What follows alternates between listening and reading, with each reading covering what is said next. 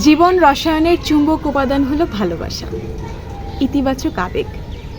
আর হিংসা হলো নেতিবাচক মিশ্র আবেগ। হিংসার সঙ্গে মিশে আছে মমতা এবং ক্রোধ দুটোই। কাছের জনকে মানুষ ভালোবাসে বলেই হিংসা করে। এই দুই মনস্তাত্ত্বিক বিষয়ের যে ব্যাপারগুলো আমাদের জীবনে ঘটে তাই নিয়ে আমি কথা বলবো যে বইটি সম্পর্কে। সেই বইটির নাম দেহতরীর মন মাঝি। হ্যালো, আসসালামু আলাইকুম, welcome to book talk with Nuzhat. আমি নুজহাত নাসিম দিয়া। যে বইটি নিয়ে কথা বলছিলাম সেটি হচ্ছে এই বইটি, দেহতরীর মন মাঝি, মোহিত কামালের লেখা। মোহিত কামালের লেখা আসলে পড়ার আগ্রহ জাগে যখন আমি ওনার একটা ইন্টারভিউ দেখেছিলাম। উনি একজন চিকিৎসক, পেশায় অধ্যাপনা করছেন এবং অধ্যাপক এবং হচ্ছে সাইকিয়াট্রিস্ট, সাইকোথেরাপিস্ট। তো যাই হোক, লেখক পরিচিতিটা খানিকক্ষণ পর দিচ্ছি। প্রথমে আমি বইটা নিয়ে একটু কথা বলি। তো এই বইটা হচ্ছে মূলত একটা উপন্যাস। দুইজন যে মূল চরিত্র, প্রেমিক প্রেমিকা, একটা অসমবয়সী প্রেম উঠে এসেছে এই বইয়ে, এবং সেই সঙ্গে দাবা খেলার যে জনপ্রিয়তা তাদের মধ্যে, সেগুলো আমরা দেখতে পেয়েছি দারুণভাবে। আমার ক্ষেত্রে যেটা হয়েছে, আমার ক্ষেত্রে ইম্প্যাক্ট ফেলেছে হচ্ছে এখানের যে ম্যাম ছিলেন, তাদের দুজন ছেলে মেয়ের, তনিমা এবং নিলয়ের। ম্যামের নাম হচ্ছেন আফরোজা ম্যাম। তো তিনি এই পুরো ঘটনাটি দারুণভাবে প্রভাব ফেলেছেন ওনার যে চিন্তাধারার মাধ্যমে। তো ওই জিনিসটা আমার কাছে খুবই ভালো লেগেছে।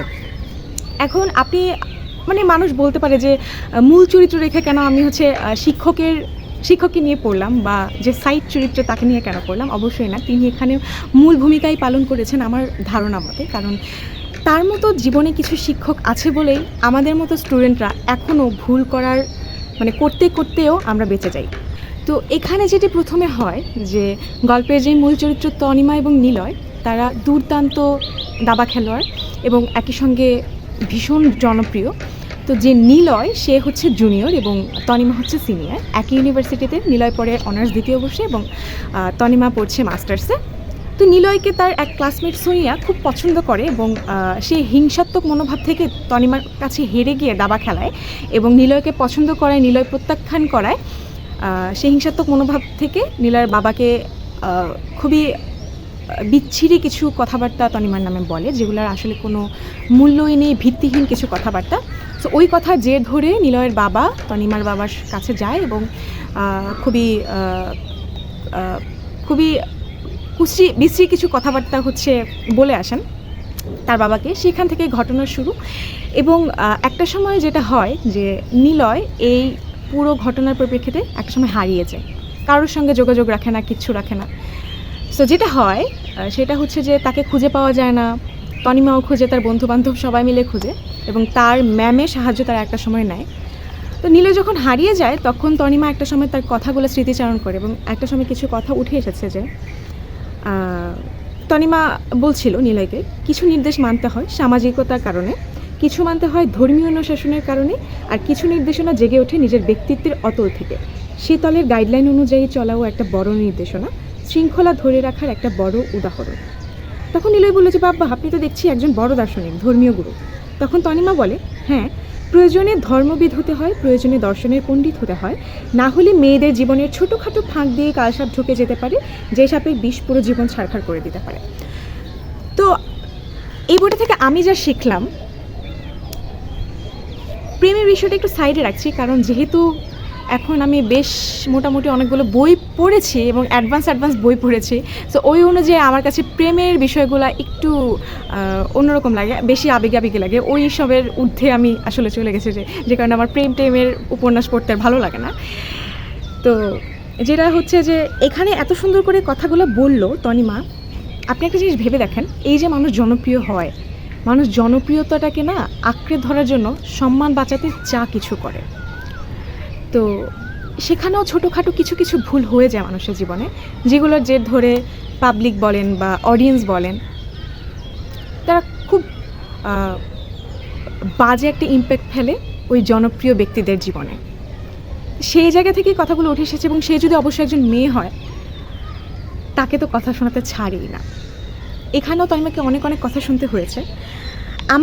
আমি কি হয়েছে তারপরে বলবো না, গল্পটা বেশ দারুণ লেগেছে। তবে একটা জিনিস বলবো যে আপনারা যদি কখনো কোনো বই কিনতে যান, মানে পাঠকদের উদ্দেশ্যে বলছি, আমি নিজেও একজন পাঠক, কারোর ভিডিও দেখে বা কারোর কথা শুনে বায়াসড হয়ে কোনো বই কিনবেন না।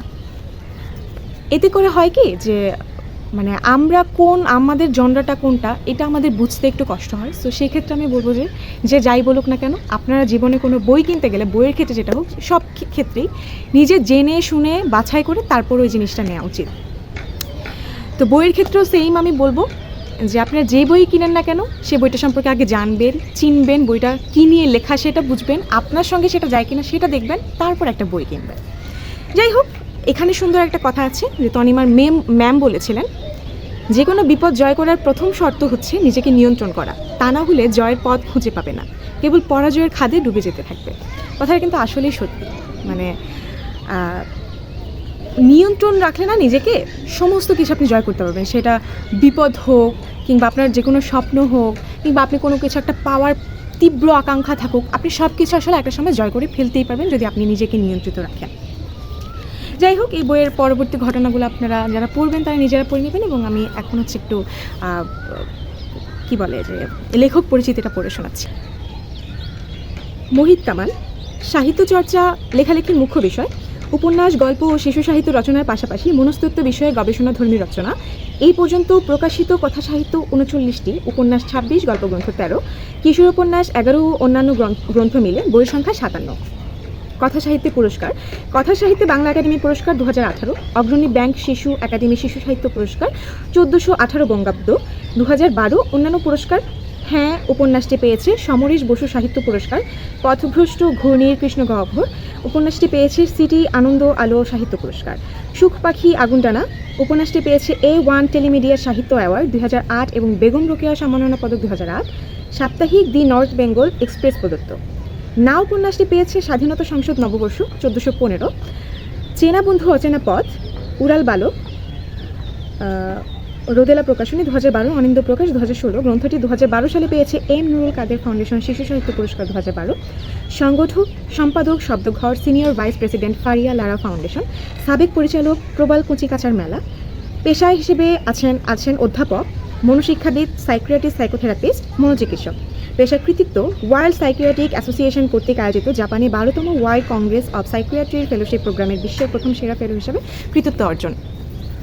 তো যেহেতু উনি একজন মনোচিকিৎসক, সেই অনুযায়ী না ওনার উপন্যাসগুলোতে, আমি যেটা প্রথম বইটা পড়ে বুঝলাম যে ওনার উপন্যাসগুলোতে ওই ছাপটা পড়ে, এবং উনি ওইটার পজিটিভ দিকগুলো ইম্প্যাক্ট ফেলার জন্য উনি ওনার বইগুলো লিখে থাকেন। তো আমার কাছে তো ভালোই লেগেছে। আপনারা যদি পড়তে চান সেক্ষেত্রে আপনারা নিজে দেখে শুনে বাছাই করে আপনাদের সঙ্গে যায় কিনা এই সেম জনরা, আপনারা তখন পড়তে পারেন। তবে একটা কথা আমি বলবো যে যারা অনেক বই পড়েন তাদের ক্ষেত্রে হয়তো নাও ভালো লাগতে পারে, কারণ যেহেতু এটা একটা আবেগের ধরতে গেলেই বই, তো যদিও এটা বড়দের নিয়ে লেখা, যে মাস্টার্সে বা অনার্স সেকেন্ড ইয়ারে, কিন্তু এই ধরনের কাহিনী আপাত দৃষ্টিতে বর্তমানে খুব একটা দেখা যায় না, ছোটদের ক্ষেত্রে বেশি দেখা যায়। তো আপনারা এই জিনিসগুলো পড়তে পারেন, এই বইটা পড়তে পারেন, সেক্ষেত্রে আপনাদের বোঝার সুবিধার্থে আরও ভালো করে আপনারা রিয়েলাইজ করতে পারবেন বিষয়গুলো আসলে কী হয়েছে। তবে এই বইয়ের মানে যে উপন্যাসের যে ম্যাম ছিলেন আফরোজা ম্যাম, দারুণভাবে ইফেক্ট ফেলেছে আমার চিন্তা জগতে, সেটা আমি বলতে চাই বারবার। ভালো থাকুন, সুস্থ থাকুন, দেখা হবে অন্য কোনো বই নিয়ে অন্য কোনো ভিডিওতে। আল্লাহ হাফেজ।